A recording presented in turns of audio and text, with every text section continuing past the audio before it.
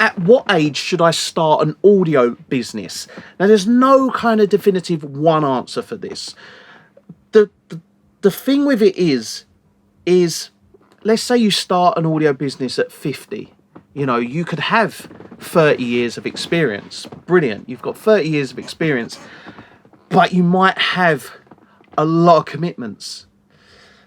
When you're young, you don't have as many commitments. So you can kind of go into it as like, let's give this a real good shot, see if it works. And if it works, brilliant. I've set myself up for life. If it doesn't work, so be it.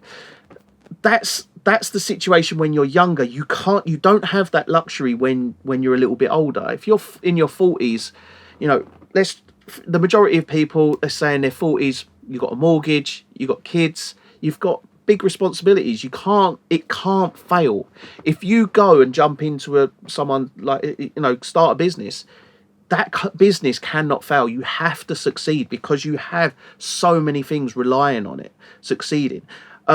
When you're young, you know, say your 20s, early 20s, you start an audio business. Majority of people don't have kids, don't have a mortgage. You know, you might even be, you know, still living at home, for instance. Now, if that's the case, and you're not paying anything to your mum and dad, for instance, you've not got any overheads. You can just do this as a side thing. You know, you can almost, if it succeeds, brilliant. If it doesn't, so be it. You tried. But that's the major thing with when you're young, is that you don't have to succeed because you haven't got everything riding on it. Now, I personally, like, I started businesses at 18, 22, and then 25, I think I was. Maybe 26 actually. The business that I started young failed, and it failed for a good reason. The reasons were that I wasn't 100%. I didn't have that focus of just like, I live and breathe for the business. But I learned a little bit from that. I took it on to the next business. The next business did a little bit better, but didn't do great. The third business, Audio Animals, like, you know, it went incredible. But that was because it was the right time for me, in the sense that I was 26 at the time. I had my head on my shoulders, and I was very, very driven to make success. And I loved every minute of building the business, so much so that I'd worked non-stop. And that's where the success came from. So at what age should you do it? When you're young, let's say you're 16 and you want to start, you know, you want to be an audio engineer. The problem you've got with at 16 is, let's say you've got someone who's in their 50s coming to you as a 16-year-old. They are, as soon as they realize that you're 16, they are going to look at you. They are going to look down at you.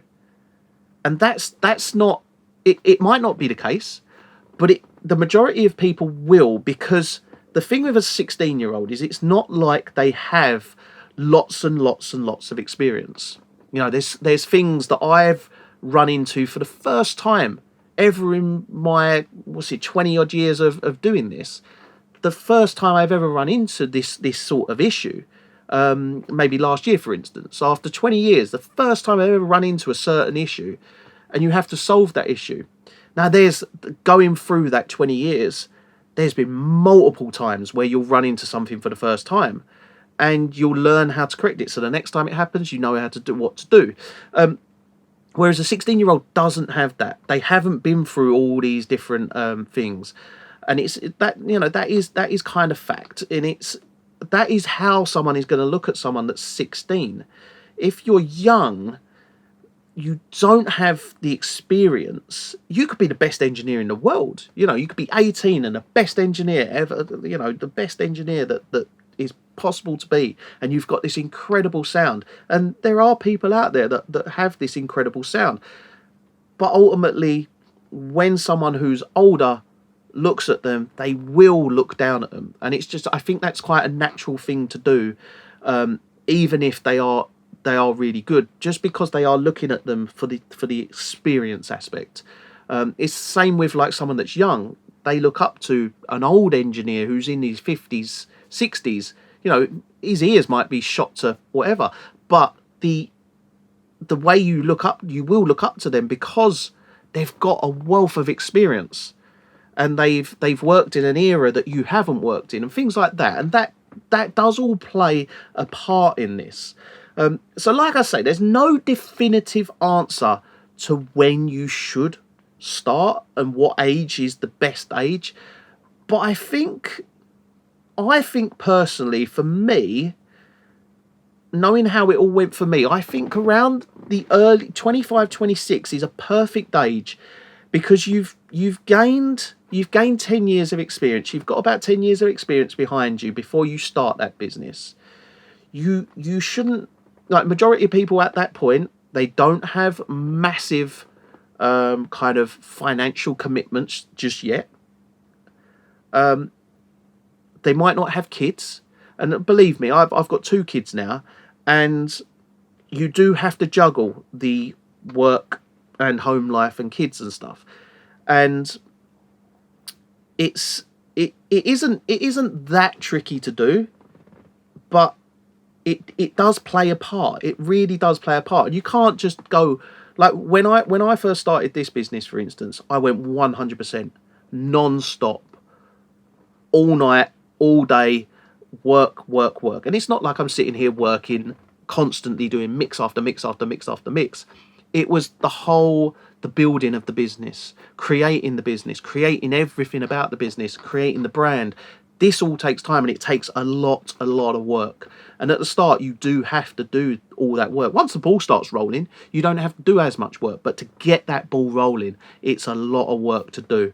So, you know, I started this business at 26, and I found that as a good age because people didn't look down at you and looked at you as someone that's got 10 years experience.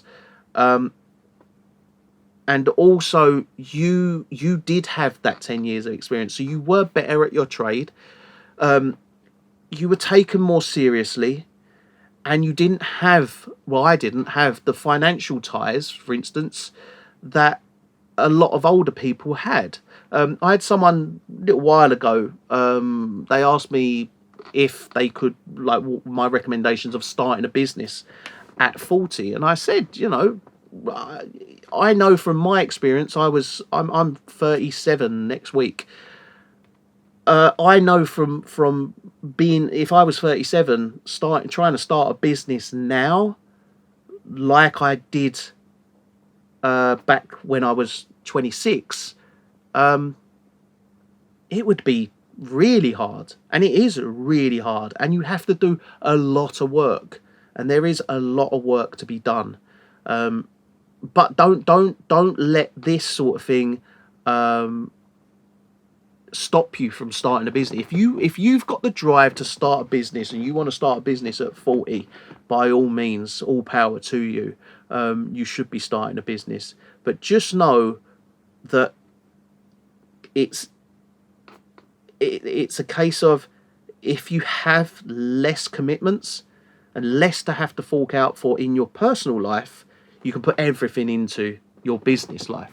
One thing I did, and this is something I would recommend to anyone, is if you are starting a business, try and save up. This is what I did. I saved up a year's worth of wages. And the reason I did that was because I then could start a business and not have to worry about, my rent was always paid. My phone bill was always paid. Everything was always paid. Everything, like every expense that I had, was paid for. It was already paid for the year, basically. I had it in the bank. It was there. So I didn't have to make ridiculous amounts of money straight away to be able to pay for everything, because I had it already there, ready to pay for. So one massive thing I would recommend, regardless of whether you're 40 or whether you're 16, 17, 18, whatever, if you can get a year's worth of wages behind you, and have, you know, even just even if it was like 10 grand, just so your bills were covered each month for that year, and you didn't have to instantly make that money. What I was able to do is, because I did that, every bit of money I didn't have to take any money out of the business to pay wages. So I didn't take any money from the business for a long time. And then what I was able to do was, all the money that was being made by the business could then be funneled straight back into the business to buy new equipment, to pay for advertising, all stuff like that. And it had a massive kind of impact on the business, and it started that ball rolling. So getting that ball rolling, like I said, was very, very hard, and it is very hard to get that ball rolling. But doing that it fast tracks that. It gets that ball rolling a lot quicker. Believe me, once that ball starts rolling, it is non-stop, unless you do something that physically makes it stop by, you know, you get too cocky and think you don't have to advertise anymore. That ball stops rolling. Believe me.